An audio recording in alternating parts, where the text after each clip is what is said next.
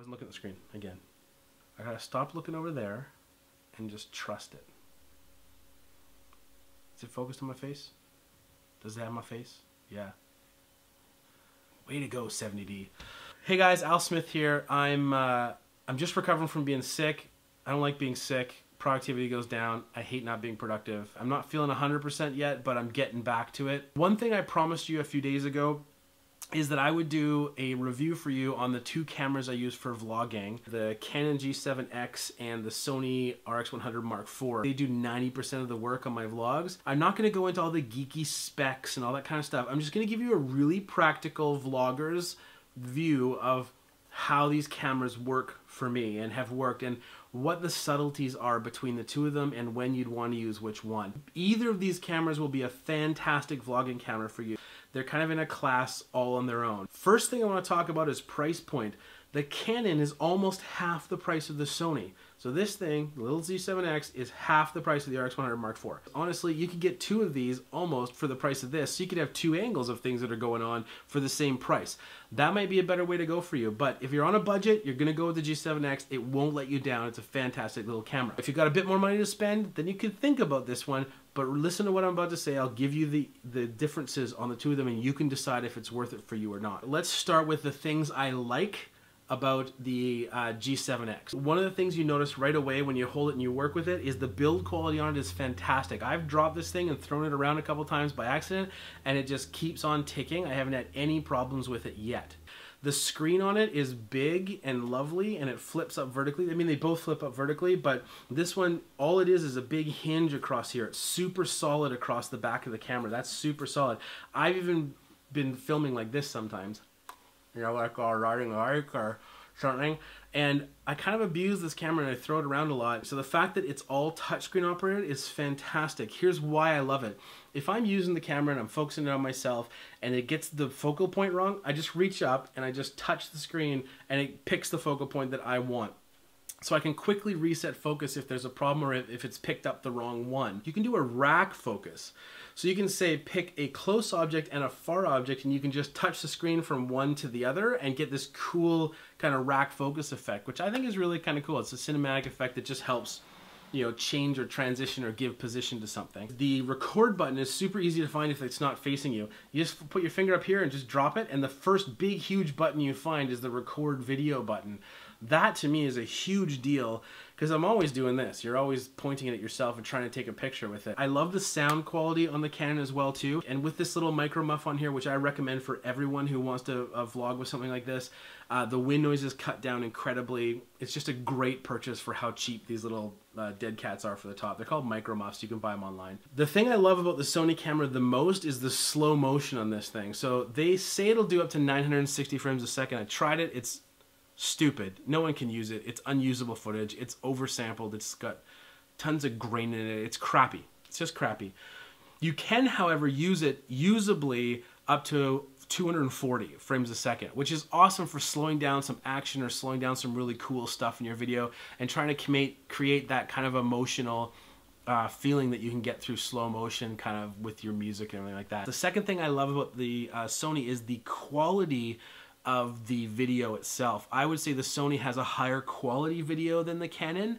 I also love that their ring is completely silent. The autofocus on the Canon is better than the autofocus on the Sony, although I did find if I took my glasses off, the Sony could catch my face a little easier. So if you don't wear glasses, maybe it would be the same for you. I don't know, but for me with my glasses, the Canon finds my face a lot better than the Sony does, and it finds my face when it's like off, when I'm setting up like off on one side of the camera. It finds my face better than the Sony does. I don't know why that is. That's just what I've experienced. Things I hate about the Canon. The first thing is this ring. If you want to set that to use as adjustments as you're shooting, it's super, super loud and obnoxious. For some reason, my battery door keeps just popping open on me while I'm shooting. Every now and then, it overexposes and just makes the scene go nuclear on me sometimes. But as soon as I just tap the focus thing, it goes away. And at nighttime, every now and then, the white balance gets off a little bit with this camera. Things I don't like about the Sony, let's talk about the record button. I cannot ever know See, I can't even right now. I don't know where that record button is. It's super, super tiny, and if I'm trying to shoot myself like this, I need to be able to feel it and find it, and it's really hard to find. Second is build quality. I think for overall, the camera's pretty good, but this screen right here, this one's got this little thing with a hinge down here that's like 2 little dinky hinges, one on each side at the back, and this little delicate metal frame and everything. And I constantly feel like I am going to wreck this screen. It's really, really frustrating, especially when this is a lot more money than the Canon, and I feel like it's more delicate. Not being able to control the focus from the touchscreen bothers me. That's one reason I love the Canon. If this doesn't get the right focus, I gotta kind of play with it and try and get it to lock onto me, and then I can start shooting with it. If you're more of a cinematic shooter and you want to play with different frame rates and you want to play with different stuff and you want to maybe shoot a little 4K, go with the Sony. Except that the 4K is going to overheat on you all the time, and you're going to be stuck with long shoots in between. So I don't even find it that usable on here. But you have better image quality on here. You have more cinematic kind of frame rates and features to play with. You've got that high frame rate, so you can do some really cool slow-mo. This is awesome. It's going to work great for you.